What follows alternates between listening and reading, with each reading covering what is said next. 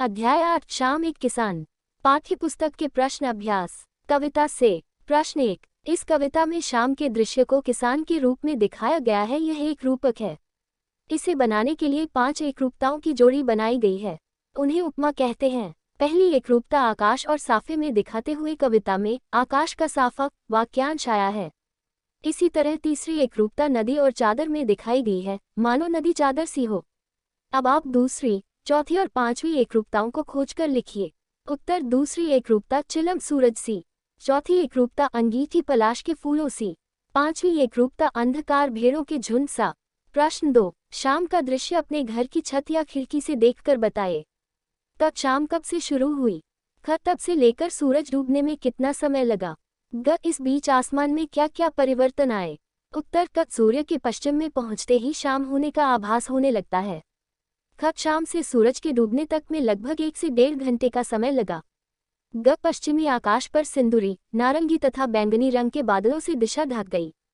प्रश्न 3। मोर के बोलने पर कवि को लगा जैसे किसी ने कहा हो, सुनते हो। नीचे दिए गए पक्षियों की बोली सुनकर उन्हें भी 1 या 2 शब्दों में बांधिए। कबूतर, कौवा, मैना, तोता, चील, हंस। उत्तर। कबूतर गुटगू, कौवा कांव कांव, चील चीचे, तोता टे टे, मैना चीची, हंस कुटकुटिया।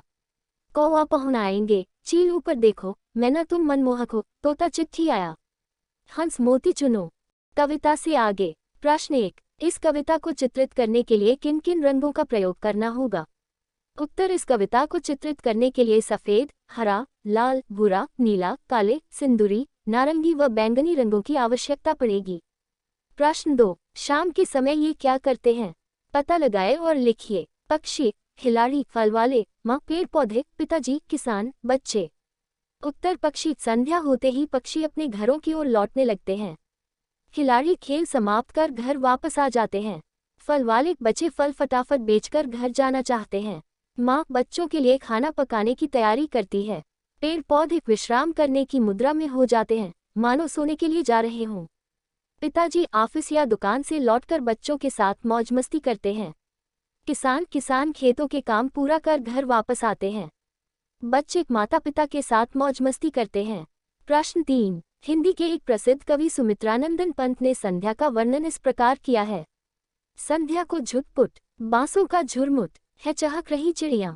ऊपर दी गई कविता और सर्वेश्वर दयाल जी की कविता में आपको क्या मुख्य अंतर लगा?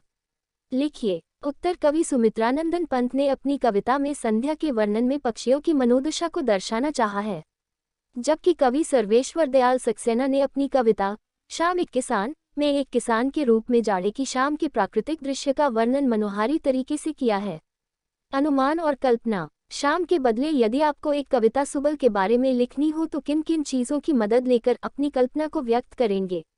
नीचे दी गई कविता की पंक्तियों के आधार पर सोचिए।